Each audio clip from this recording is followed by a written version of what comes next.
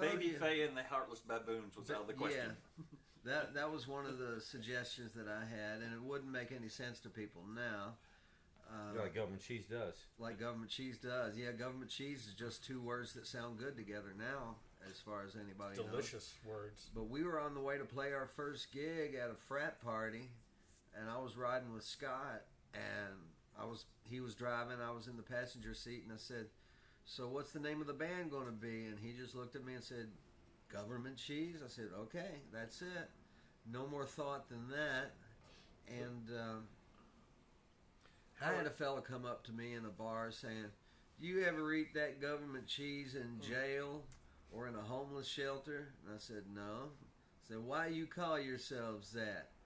Well, and before I could formulate an answer, he said, "I heard you boys were just smart asses that mommy and daddy bought the instruments for."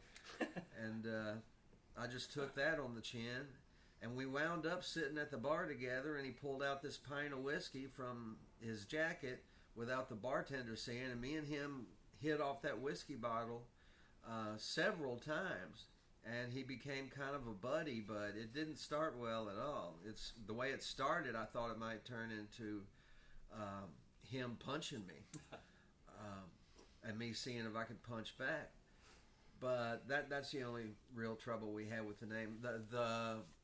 In Hoboken, New Jersey, the guy who runs Maxwell's wouldn't book us because of the name.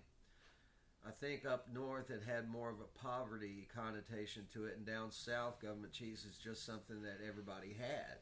You know, your grandmother would give it to you. I think they just thought it was a stupid name. Yeah, we were, Tommy and I were living together at the time in our kitchen. We had like a board about this tall. It went from the living room into the kitchen, and people go, "Do you have a puppy?" Like, "No, we have a rat and it lives in the oven, and we're trying to catch it with this government cheese." And we would be in the other room. We'd hear, we'd go in there. You check it. Go in there, and the cheese would be gone every time. But Tommy Bray, who was one of our roommates, he used to get it from his grandmother all the time. So the fridge was full of government cheese. There was always tons of blocks in there.